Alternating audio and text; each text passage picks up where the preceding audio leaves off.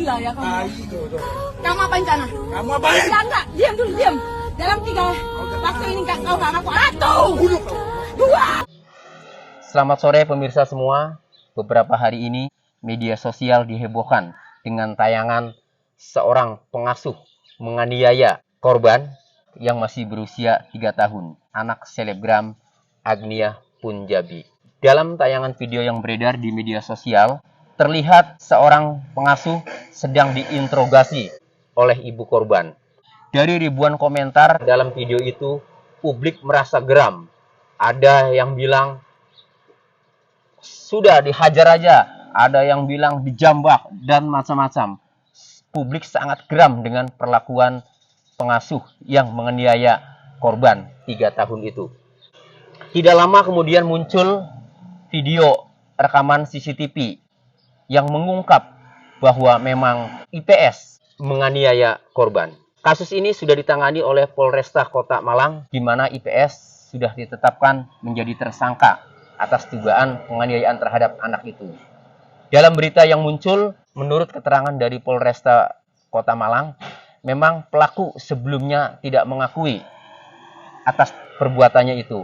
Namun begitu diperlihatkan CCTV, barulah pelaku mengakui.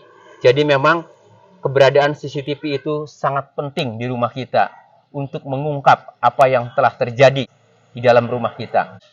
Lalu, pasal apa yang dikenakan terhadap IPS karena telah menganiaya seorang anak? Pelaku IPS bisa dijerat dengan Undang-Undang Republik Indonesia Nomor 35 Tahun 2014 tentang perubahan atas Undang-Undang Nomor 23 Tahun 2002 tentang perlindungan anak, di mana disebutkan bahwa pasal 76C Undang-Undang Perlindungan Anak adalah setiap orang dilarang menempatkan, membiarkan, melakukan, menyuruh melakukan, atau turut serta melakukan kekerasan terhadap anak.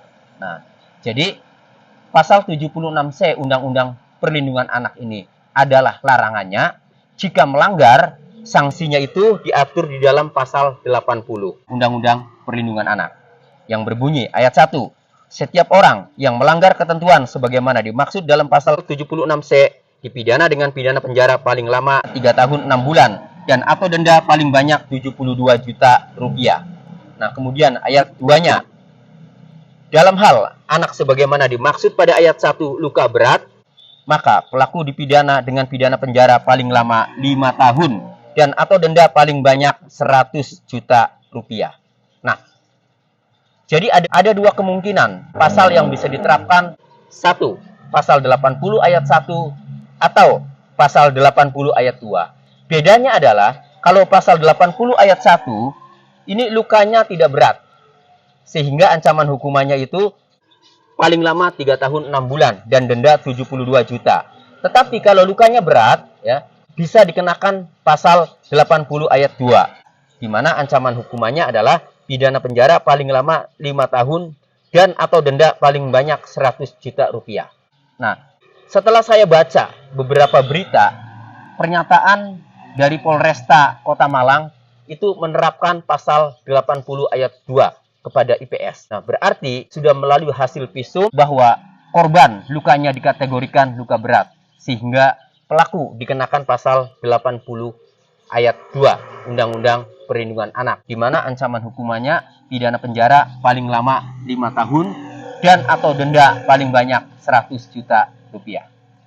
Saya apresiasi buat Bapak Kapolresta Kota Malang yang dengan sigap, dengan cepat mengamankan pelaku dan menetapkannya menjadi tersangka.